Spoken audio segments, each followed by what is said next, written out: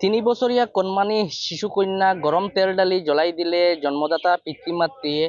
ভয়ংকৰ আৰু গাল নোম শিয়ৰি উঠা এই ঘটনাটো সংঘটিত হৈছে শিলচৰ সোণাই ৰোড অঞ্চলত।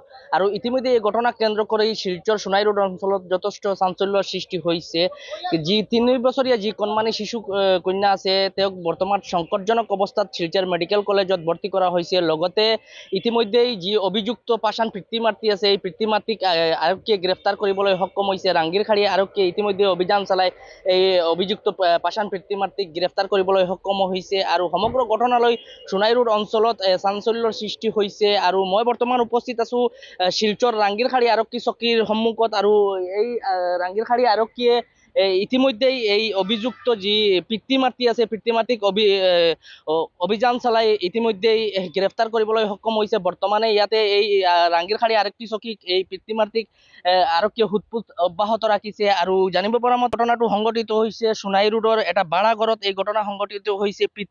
নিজৰ জন্মদাতা পিতৃ আৰু মাতৃয়ে গৰম তেল ডালি ৩ বছৰীয়া এগৰাকী কণমানি শিশু কন্যাক অতি নিৰ্মমভাৱে জ্বলাই দিছে। আৰু ইতিমধ্যে এই শিশু কন্যাগৰাকীক চাইল্ড লাইনৰ কৰ্মীসকলে উদ্ধাৰ কৰিছে। আৰু উদ্ধাৰ কৰি তেওঁলোকে বৰ্তমান শিলচৰ মেডিকেল কলেজত তেওঁলোকক শিশু কন্যাজনীক প্ৰেৰণ কৰিছে। আৰু শিশু কন্যাজনী বৰ্তমান শিলচৰ মেডিকেল কলেজৰ সংকটজনক অৱস্থাত চিকিৎসাধীন হৈ আছে। মোৰ লগত আছে চাইল্ড হেল্পলাইন কৰ্মীসকল। মই তেওঁলোকৰ প্ৰতিক্ৰিয়া লোৱাৰ চেষ্টা কৰিম। কি হৈছিল ঘটনা বা সমগ্ৰ ঘটনা কি আছিল মই তেওঁলোকৰ প্ৰতিক্ৰিয়া লোৱাৰ চেষ্টা কৰিম। আচ্ছা, কি হৈছিল ঘটনা? এগৰাকী ৩ বছৰীয়া কন্যাক জ্বলাই দিয়া হৈছে, পিতৃ মাতৃয়ে জ্বলাই দিছে, কি আছিলে ঘটনা? মানে আমি CHL চাইল্ড হেল্পলাইন ইউনিটৰ ডিষ্ট্ৰিক্ট ছুপাৰভাইজাৰ হয়। আজি কল অহাৰ পিছত মই মানে ৰাংগিৰখাৰী টাউন ওচৰত আহিলোঁ। তাৰ ওচৰত আহি মানে দেখা পালোঁ যে ছোৱালীটো 2 বছৰীয়া এইটো ছোৱালী আছে। তাৰ মানে ইয়াত মানে এটা কিবা কিবি গৰম কৰি লগাইছে, ঠিক আছে। তাৰ লগাৰ পিছত এইটো মানে অলপমান চিৰিয়াছ আছে। এতিয়া মানে ছোৱালীটো লৈ গ'লোঁ মেডিকেলত। লোৱাৰ পিছত এইটো ইয়াত মানে চলি আছে, ডক্টৰ ট্ৰিটমেণ্ট কৰি আছে, ঠিক আছে। তাৰপিছত মানে FIR-টো হৈছে, দেউতা আৰু মাৰ এগেইনষ্টত FIR হৈছে। আৰু পুলিচৰ প্ৰচেছটো কৰিছে, আমি যিটো আমাৰ প্ৰচেছটো কৰিছোঁ। বৰ্তমানে যি অভিযুক্ত পিতৃ মাতৃ তেওঁলোকক কি গ্ৰেফতাৰ কৰা হৈছে নেকি? হয়, এৰেষ্ট কৰা হৈছে।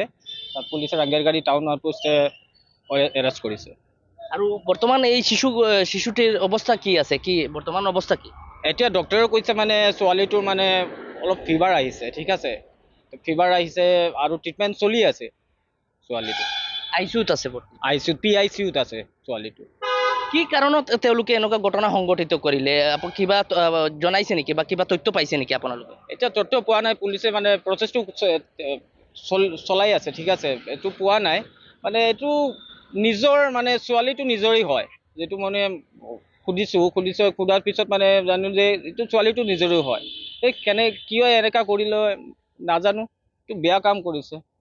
হয়, নিশ্চয়কৈ এটা ভয়ংকৰ ঘটনা। আৰু এই ঘটনাই সমগ্ৰ শিলচৰ জোকাৰি গৈছে। আৰু ইতিমধ্যে অভিযুক্ত পাষাণ পিতৃ মাতৃক ৰাংগিৰখাৰী আৰক্ষীয়ে গ্ৰেফতাৰ কৰিবলৈ সক্ষম হৈছে। 3 বছৰীয়া এগৰাকী কণমানি শিশু কন্যাক অতি নিৰ্মমভাৱে অত্যাচাৰ চলাইছে। গৰম তেল ডালি দিয়া হৈছে কণমানিগৰাকীৰ গাত। আৰু তাৰপিছত অতি গুৰুতৰভাৱে আহত হৈছে কণমানি শিশুটি। আৰু বৰ্তমান কণমানি শিশুটি শিলচৰ মেডিকেল কলেজত চিকিৎসাধীন হৈ আছে। আৰু আৰক্ষীয়ে ইতিমধ্যে অভিযুক্ত পিতৃ মাতৃক গ্ৰেফতাৰ কৰিছে। আৰু লগতে আৰক্ষীয়ে জানিবলৈ দিয়া মতে আৰক্ষীৰ সোধপোছত অভিযুক্ত পিতৃ মাতৃয়ে স্বীকাৰ কৰিছে যে তেওঁলোকে এই ঘটনা সংঘটিত কৰিছে। আৰু কাৰণ তেওঁলোকে জনাইছে যে এই কণমানি শিশু এজনীয়ে ঘৰত কান্দি থাকে, সেয়াহে তেওঁলোকে বিৰক্ত হৈ এই শিশু কন্যাগৰাকীৰ ওপৰত এনে অত্যাচাৰ কৰিছে বুলি তেওঁলোকে আৰক্ষীৰ সোধপোছত জনাইছে। কিন্তু সমগ্ৰ ঘটনালৈ আৰক্ষীৰ তদন্ত অব্যাহত আছে। এই ঘটনাৰ আঁৰত কিবা ৰহস্য আছে নেকি? হয়তো এই কণমানি শিশু কন্যাটিক হয়তো পিতৃ মাতৃয়ে হত্যা কৰাৰ চেষ্টা কৰিছিল, কিয়নো তেওঁলোকে এই ঘটনা সংঘটিত কৰি তেওঁলোক পলাই গৈছিল। আৰু পলাই যোৱাৰ পাছত আৰক্ষীয়ে অভিযান চলাই তেওঁলোকক গ্ৰেফতাৰ কৰিব লগা হৈছে। এই সমগ্ৰ ঘটনালৈ আৰক্ষীয়ে তদন্ত চলাই গৈছে। এই ঘটনাৰ আঁৰত কিবা ৰহস্য থাকিব পাৰে। হয়তো পিতৃ মাতৃয়ে এই কণমানি শিশুটিক হত্যা কৰিব বিচাৰিছিলে আৰু তাৰ পিছতে তেওঁলোক পলাই গৈছিল। কিন্তু এতিয়ালৈকে যি সোধপোছত তেওঁলোকে জনাইছে কণমানিজনী কান্দি থাকে, সেয়াহে তেওঁলোকে এনে ঘটনা সংঘটিত কৰিছে বুলি তেওঁলোকে আৰক্ষীৰ ওচৰত স্বীকাৰোক্তি প্ৰদান কৰিছে। কিন্তু এই সমগ্ৰ ঘটনালৈ ৰাংগিৰখাৰী আৰক্ষীয়ে তদন্ত অব্যাহত ৰাখিছে আৰু লগতে এই ঘটনাক কেন্দ্ৰ কৰি শিলচৰ চহৰ সহ সোণাই ৰোড অঞ্চলত তীব্ৰ চাঞ্চল্যৰ সৃষ্টি হৈছে।